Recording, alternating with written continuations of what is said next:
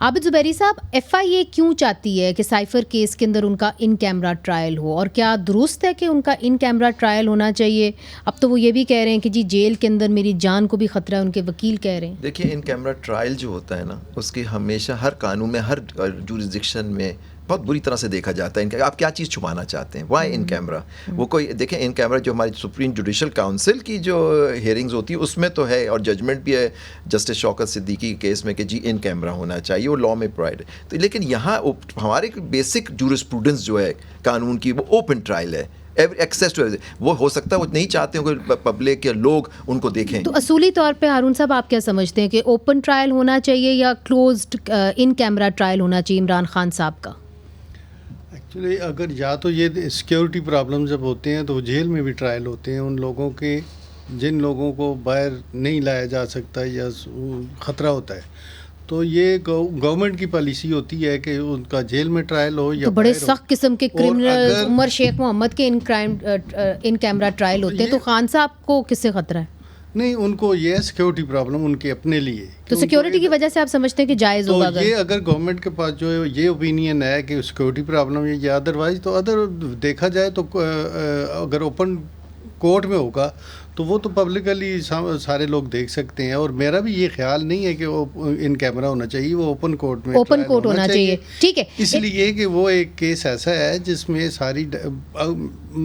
میرے اپنے مطابق کہ ایک ڈاکومنٹری ایویڈنس بھی ہے، انہوں نے ایڈمٹ کیا ہوا ہے، اور ایک جلسے میں ایڈمٹ کیا ہوا ہے کہ یہ وہ سائفر ہے جس کے تحت میرے خلاف جو۔ ٹھیک ہے، عرفان قادر صاحب، آپ کی رائے، عمران خان صاحب کا ان کیمرہ ٹرائل ہونا چاہیے یا آپ سمجھتے ہیں اوپن ٹرائل؟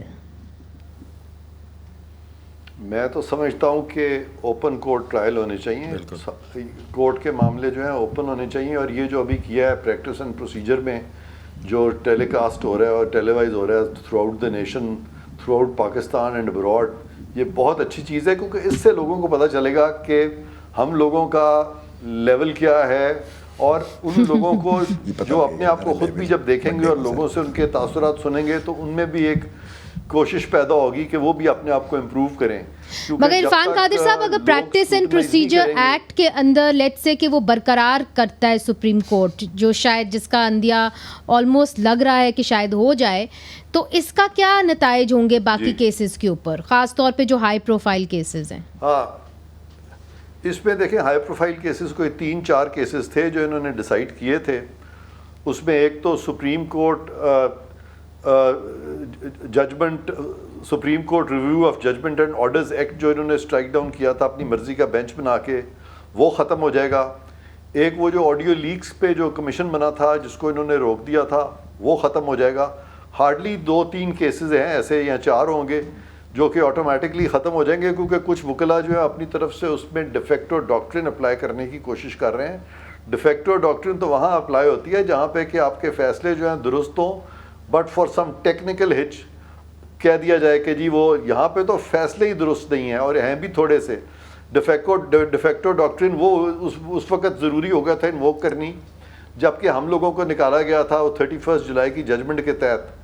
تو اس میں تو ایک جج نے اس وقت جو نکالے گئے تھے انہوں نے ہزاروں کیسز ڈیسائیڈ کیے ہوئے تھے، اور ان کو اگر وہ نہ وہ ڈیفیکٹو ڈاکٹرن لگاتے تو موجودہ عدلیہ جو ہے یہ تو بالکل ہی بیک لاگ کے بوجھ تلے دب کے تو بالکل ہی بھسم ہو جاتی۔ تو وہ اس وجہ سے اب تو سارے 4-5 کیسز ہیں، یہ کیسز تو آٹومیٹکلی اب ختم ہو جائیں گے۔